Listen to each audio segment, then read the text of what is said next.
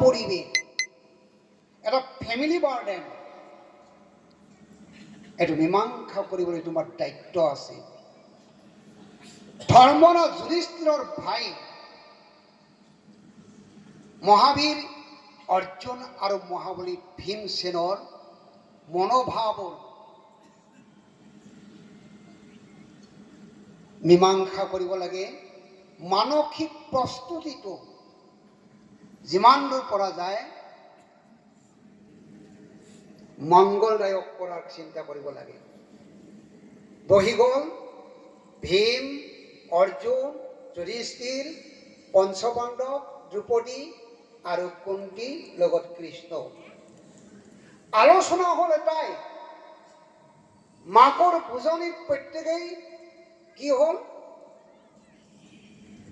মাকৰ ভোজনীত প্ৰত্যেকজনেই পূৰ্বৰ যিটো স্থিতি সেইটোৰ পৰা ফালৰি কটি আহি ক'লে, মা তুমি যিটো ক'বা সেইটো আমি পালন কৰিম। কিন্তু বৰ্তমান যুগত মাতৃ পিতৃৰ কথাই কাম নিদিয়া হ'ল। বৰ্তমান যুগত পিতৃ মাতৃৰ অবিহনে পুত্ৰই বা কন্যাই নিজৰ স্থিতি নিজে লৈ এটা বিৰাট দুখৰ ভাণ্ডাৰ সৃষ্টি কৰা হ'ল, যাৰ ফলত মানসিক অশান্তি বেছিকৈ বাঢ়িলে। ইয়াত যিমানবিলাক আমি আছো নহয়,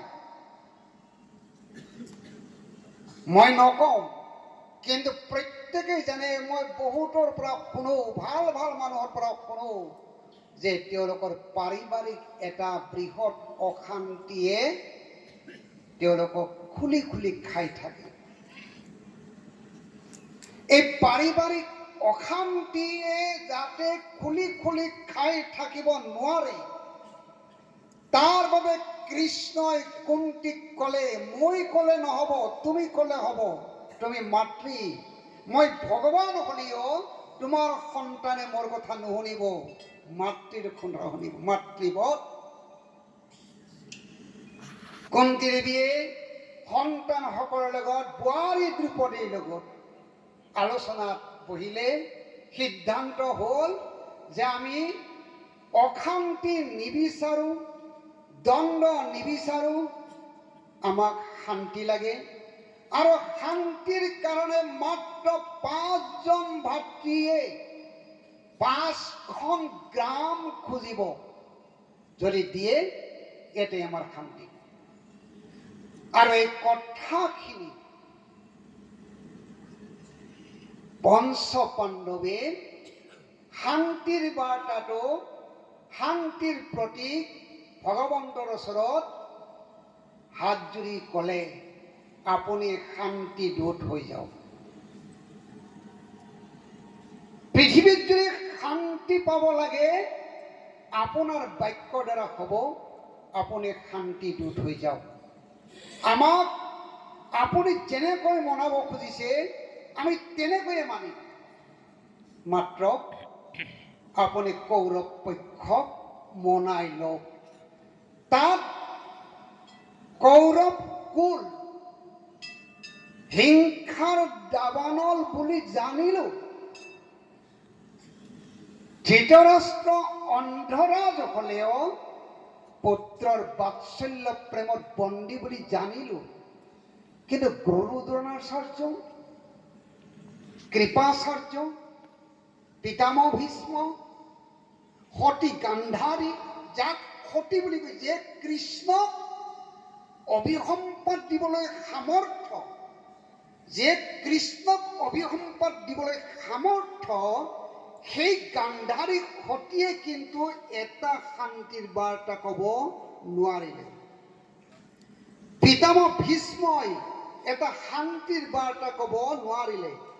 গুৰু দ্ৰোণাচাৰ্যই শান্তিৰ বাৰ্তা ক'ব নোৱাৰিলে, যাৰ ফলত প্ৰজ্বলিত অগ্নিৰ নিচিনা শ্ৰীকৃষ্ণক দুৰ্ভাগ্য বুলিলে, বান্ধি থব খুজিলে, 5খন গ্ৰামটো দূৰৰ কথা শস্যাগ্ৰ ভূমি পৰ্যন্ত দিবলৈ আমি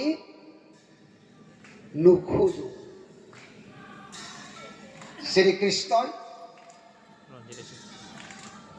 শ্ৰীকৃষ্ণই তাতেই ফেলৰ হৈ গ'ল,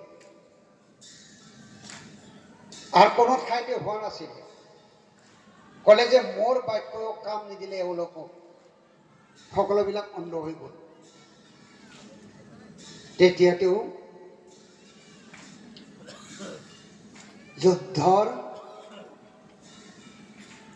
নিশ্চিত যুদ্ধ হ'ব বুলি ভাবিয়ে তাৰ পৰা ওলাই আহিল, আৰু অৱশেষত কুৰুক্ষেত্ৰত পাণ্ডৱ আৰু কৌৰৱৰ একে বংশৰ মাজত এটা বৃহৎ সংঘাত, যিটো ভাৰতবৰ্ষত নহয় পৃথিৱীতে এনেকুৱা যুদ্ধ ক'তো হোৱা নাছিলে।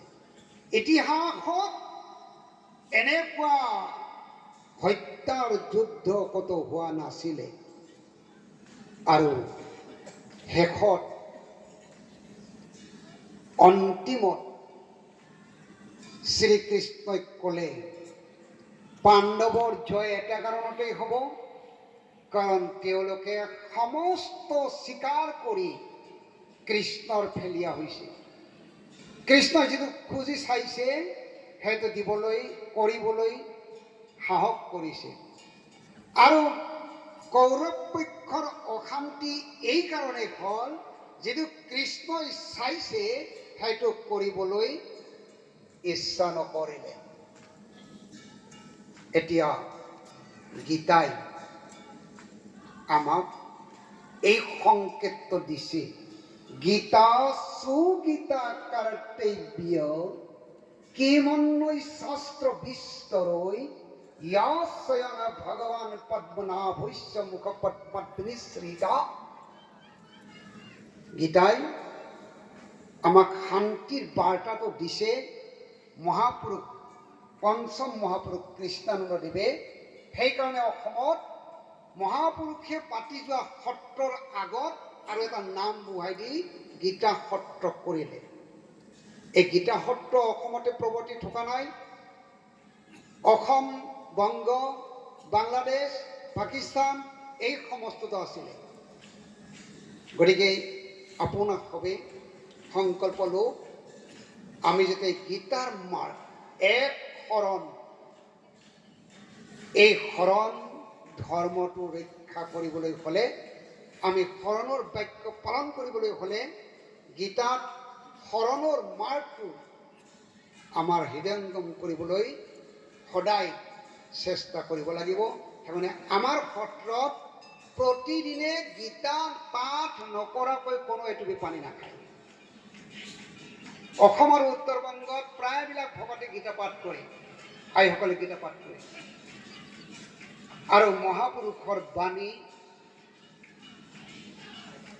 আমি অক্ষৰে অক্ষৰে পালন কৰাৰ কাৰণে গীতাক আগুৱাই নিয়াৰ চেষ্টাত ৰত হৈ আছোঁ। অহা আমাৰ ফেব্ৰুৱাৰী মাহৰ 10, 11, 12 এই 3 দিনত কেন্দ্ৰীয় অধিৱেশন হ'ব। মই আপোনালোকক হাত জোৰি নিবেদন কৰিছোঁ, এই অধিৱেশনখনত যাতে সকলে উপস্থিত থাকে। তাত অসম নহয়, অকল অসম আৰু উত্তৰ বংগৰ সমস্ত ভকত তাত থাকিব। আমাৰ অতি প্ৰাণৰ মন্ত্ৰী মহোদয় আহি পাইছে, তেখেতক ধন্যবাদ দিছোঁ। আৰু আজিৰ এই সভাখন মৰ্যাদা সহিত গাম্ভীৰ্যপূৰ্ণভাৱে চলি যাব বুলি আশা ৰাখি আমি আজিৰ সভাখন উদ্বোধনভাৱে ঘোষণা কৰি ভুল ত্ৰুটিৰ বাবে মাৰ্জনা বিচাৰি আপোনাক সেৱা ধৰিছোঁ। আমাৰ হৰি সভা উদ্বোধন কৰিলে